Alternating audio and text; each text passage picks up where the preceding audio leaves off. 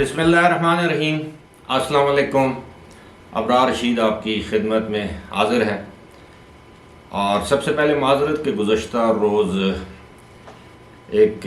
इंतहाई करीबी अज़ीज़ बल्कि मेरी फूफी साहिबा का इंतकाल हो गया था, इसलिए गुज़श्ता रोज़ मैं वीडियोस अपलोड नहीं कर सका। इसके लिए माज़रत और आप लोगों से दरख्वास्त के मेरी फूफी साहिबा जो अब इस दुनिया में मौजूद नहीं है, उनके लिए आप भी दुआ कीजिएगा। आपका बहुत बहुत शुक्रिया। लंदन में एक बड़ी बैठक की इतलात हैं और कुछ बड़े फ़ैसले किए गए हैं, जिसमें एक सबसे अहम फ़ैसला है जो कि मियाँ नवाज़ शरीफ की जानिब से, बल्कि आप ये समझिए कि मियाँ नवाज़ शरीफ और पार्टी में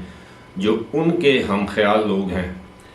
उनकी जानिब से एक बहुत बड़ा फ़ैसला किया गया है। उस फ़ैसले के हवाले से आपको बताएंगे कि ये क्या फ़ैसला है,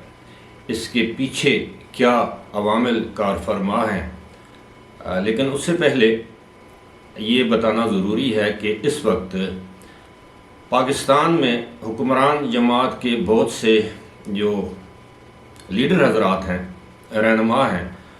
उनमें ये सोच दिन ब दिन जड़ पकड़ रही है, बल्कि पुख्ता हो रही है कि इस वक्त भी पाकिस्तानी इस्टेब्लिशमेंट में कुछ अनासिर ऐसे हैं जिनकी जानिब से इमरान खान या PTI को दरपर्दा सहूलत कारी फराहम की जा रही है या उनकी सपोर्ट की जा रही है। और इस्टेब्लिशमेंट से मुराद ये है कि न सिर्फ मिलिट्री इस्टेब्लिशमेंट बल्कि आला अदलिया में भी इमरान खान की सपोर्ट जो है वो अब भी मौजूद है। इस तनाजुर में चंद रोज़ पहले मियाँ नवाज़ शरीफ ने, जो कि मुस्लिम लीग नून के कायद हैं, उन्होंने अपने पार्टी के चंद रहनुमाओं को लंदन बुलाया, जिनमें राना सनाउल्लाह सर फहरिस्त हैं। इसके अलावा परवेज़ रशीद जो कि मरियम नवाज़ और नवाज़ शरीफ के इंतहाई करीबी साथियों में से एक हैं। इसके अलावा सेनेटर अफनान जो कि सेनेटर मरहूम मुशाहिदुल्लाह खान के साहिबजादे हैं। जावेद लतीफ़ हम सब जानते हैं कि उनका शुमार भी उन नून लीग के सियासतदानों या रहनुमाओं में होता है कि जो कि वक्तन फ़वक्तन पाकिस्तान में इस तरह के बयानात देते रहते हैं कि जनाब अब भी कुछ सहूलत कार मौजूद हैं इस्टेब्लिशमेंट के अंदर जो कि इमरान खान को सपोर्ट फराहम कर रहे हैं हर लेवल पर जहां भी मुमकिन हो सके। अब इस तनाजुर में इमरान खान के ख़िलाफ़, या आप यूँ समझ लीजिए कि एक नया बयानिया जो है वो, या पुराने बयानियों को रिन्यू करके एक नया बयानिया सामने लाने की कोशिश की जा रही है, बल्कि इसका फ़ैसला हो चुका है। और गुज़श्ता रोज़ ही, गुज़श्ता शाम, एक तवील अरसे के बाद लंदन में सहाफ़ियों से गुफ्तगू करते हुए मियाँ नवाज़ शरीफ ने इसके ख़द्दो खाल जो है वो बयान कर दिए, बिटवीन दी लाइंस।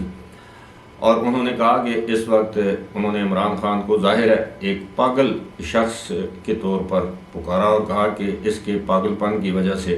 पाकिस्तान तबाही के धाने पर पहुंच चुका है। और साथ ही साथ उन्होंने कहा कि जो साबिक आर्मी चीफ़ हैं जनरल कमर जावेद बाजवा और लेफ्टिनेंट जनरल रिटायर्ड फैज़ हमीद जो उस वक्त DGIS थे, और मियाँ नवाज़ शरीफ ने सहाफ़ियों को याद दिलाया कि आपको याद होगा कि 16 अक्टूबर 2020 को उन्होंने गुजरांवाला तकरीर में खुलकर नाम लिए थे जनरल बाजवा के और जनरल फैज़ हमीद के कि ये गंद उन्होंने फैलाया है और उन्हीं को ये गंद साफ़ करना पड़ेगा। नवाज़ शरीफ ने साफ़ियों से गुफ्तगू करते हुए ये बताया कि आप बताएं कि मेरे 4 साल का मुवाजना करें, जब नवाज़ शरीफ वज़ीर आज़म थे और जब इमरान खान वज़ीर आज़म थे, उन 4 सालों का आप मुवाजना करें, आपको पता चल जाएगा कि हमने मुल्क को तरक्की की राह पर गामज़न किया और इमरान खान ने इन 2 असहाब की मदद से पाकिस्तान की मईशत का बेड़ा गर्क कर दिया। अब ये उनका बयानिया है और इतलात ये है कि यह फ़ैसला किया गया है कि अब पार्टी की जानिब से जो नया बयानिया आएगा 4 لوگوں کو جو ہے وہ تنقید کا نشانہ بنایا جائے گا، اور پاکستان میں جو بھی اس وقت معاشی ابتری یا معاشی صورتحال کی جو خرابی ہے اس کا ذمہ دار ان کو قرار دیا جائے گا۔ یہاں پر میاں نواز شریف نے اس عزم کا اعادہ ایک مرتبہ پھر کیا کہ مسلم لیگ نون انشاءاللہ پاکستان کو اس اکنامک جو ڈیفیکلٹیز کہہ لیں یا ملک کی جو اس وقت صورتحال ہے جو ملک کو درپیش ہے، انہوں نے اس عزم کا اعادہ کیا کہ مسلم لیگ نون اور جو اتحادی حکومت ہے وہ اس سے باہر نکالے گی، اور آئندہ انتخابات میں جیتنے کے بعد دوبارہ مسلم لیگ نون کی حکومت اگر بنی تو وہ ملک کو دوبارہ ترقی کے رستے پر گامزن کرے گی۔ اب ظاہر ہے یہ تو جب انتخابات ہوں گے اس کے بعد کے معاملات ہم دیکھیں گے۔ اب تو یہ باتیں ہو رہی ہیں کہ جناب کہیں ایسا نہ ہو کہ کوئی اکنامک ایمرجنسی یعنی لگا دی جائے اور اس کے نتیجے میں جو موجودہ حکومت ہے اس کے ٹینیور میں مزید 6 مہینے اضافہ کر دیا جائے۔ آئین میں اس کی گنجائش ضرور ہے۔ اس وقت ملک کی صورتحال یہ ہے کہ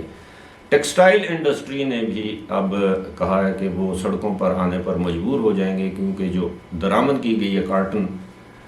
وہ انہیں اس کی کلیئرنس نہیں مل رہی۔ ملک میں مختلف کارخانے بند ہو رہے ہیں۔ سوزوکی موٹر کارپوریشن نے جو موٹر سائیکل ہیں وہ بنانے بند کر دیے ہیں، اس کی بکنگ بند کر دی ہے۔ بہت سے کار بنانے والے جو کارخانے کہہ لیں یا مینوفیکچررز ہیں، تیار کرنے والے جو لوگ ہیں، وہاں پہلے ہی پروڈکشن بند ہو چکی ہے، اور ملک حقیقت میں ڈیفالٹ کے انتہائی قریب ہے۔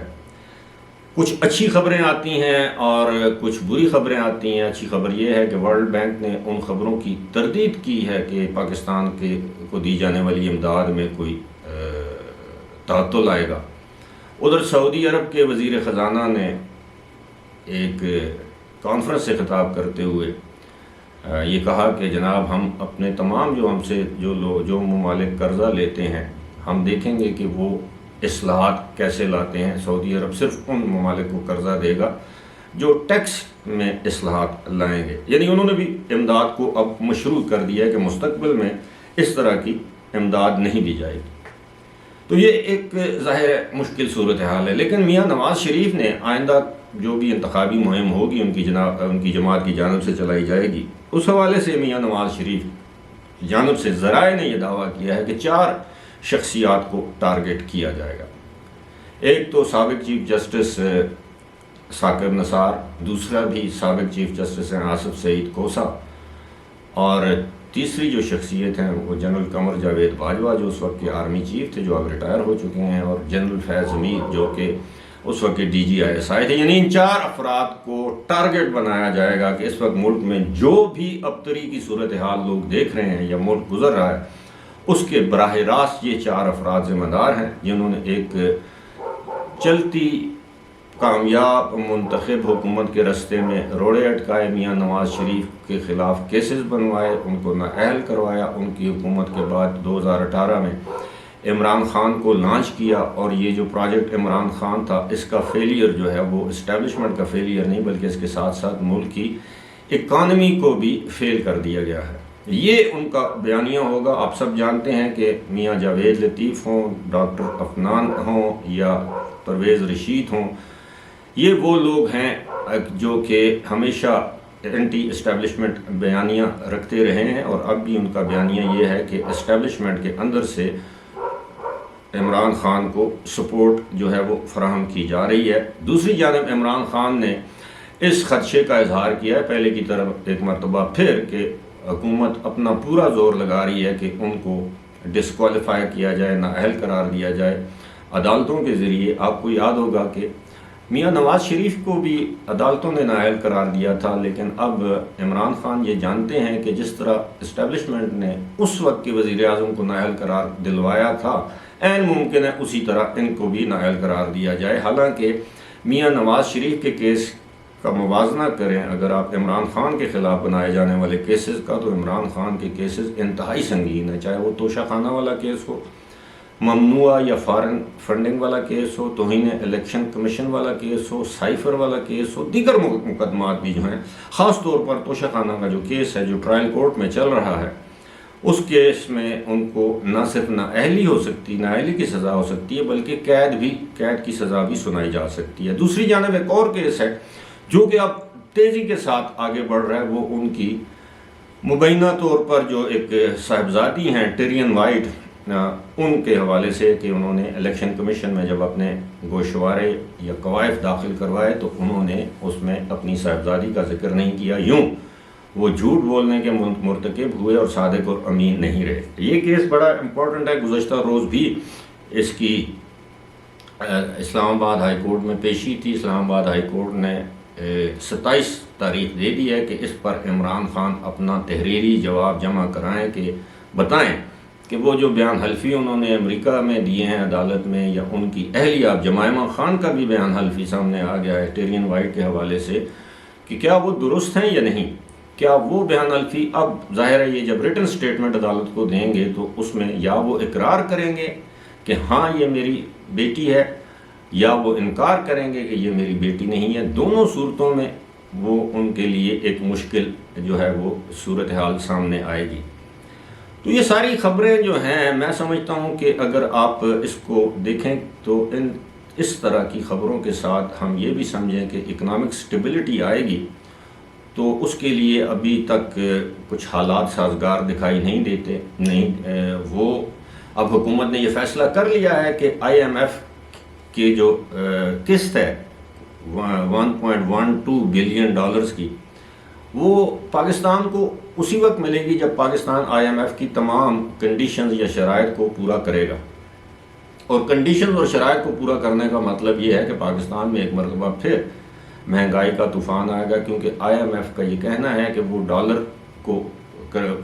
اوپن چھوڑ دیں اور روپے کو، اور دیکھیں کہ کدھر جاتے ہیں ڈالر روپی پیرٹی جسے ہم کہتے ہیں، وہ اس کو اوپن چھوڑ دیں مارکیٹ میں۔ اور ایک ظاہر ہے بجلی کے نرخوں میں اضافہ، کیونکہ ٹیکس کلیکشن نہیں ہو سکی، اس کے علاوہ گیس کے نرخوں میں اضافہ، پیٹرول پرائسز میں اضافہ، یہ جو دیگر جو ٹیکسز ہوتے ہیں، اس کی صورت میں مہنگائی تو آئے گی۔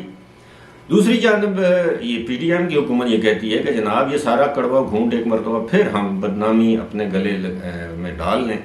اور اس کے بعد ہمیں یہ مجبور کیا جائے کہ جناب فوری طور پر انتخابات کروائیں، تو اس کے لیے یہ حکومت تیار نہیں ہے۔ جب تک IMF کی ہمیں قسط نہیں ملتی، اس وقت تک تو دوسرے ممالک جنہوں نے وعدے کر رکھے ہیں وہ بھی پاکستان کو امداد دینے سے کترا رہے ہیں، کیونکہ ہر جانب سے یہی بات سامنے آ رہی ہے کہ آپ جب تک ٹیکس اصلاحات نہیں کریں گے اس وقت تک ہم آپ کو امداد نہیں دے سکتے۔ تو ساری اچھی خبریں نہیں ہیں۔ اور سفر کون کر رہا ہے؟ سفر عام پاکستانی کر رہا ہے۔ مزید مہنگائی آئے گی، اس کے بعد پتہ نہیں حالات کس طرف جاتے ہیں۔ کیا پاکستان دوبارہ فوری طور پر عام انتخابات کا متحمل ہو سکتا ہے؟ نہیں ہو سکتا۔ اکنامک ایمرجنسی لگائی جائے گی؟ نہیں لگائی جائے گی؟ اس طرح کی باتیں تو اب عام ہیں۔ ساتھ ہی ساتھ جس طرح میں نے بتایا ہے کہ ایک بیانیہ تو بنایا جائے گا۔ ظاہر ہے اگر الیکشن ہوتے ہیں تو اس الیکشن میں نون لیگ بھی ایک بیانیہ کے ساتھ الیکشن میں جائے گی، اور وہ بیانیہ میں نے آپ کو بتا دیا ہے۔ بڑا جو فیصلہ ہوا ہے کہ 4 افراد کو نشانہ بنایا جائے گا، جس طرح عمران خان جنرل قمر جاوید باجوہ کو فی الحال نشانہ بنا رہے ہیں، لیکن نون لیگ کی جانب سے 1 نہیں، 2 نہیں، 3 نہیں، بلکہ 4 افراد کے خلاف جو ہے وہ بیانیہ قوم کے سامنے رکھا جائے گا کہ پاکستان میں جو بھی تباہی ہوئی ہے اس کے اصل ذمہ دار یہ لوگ ہیں۔ فی الحال مجھے دیجیے اجازت۔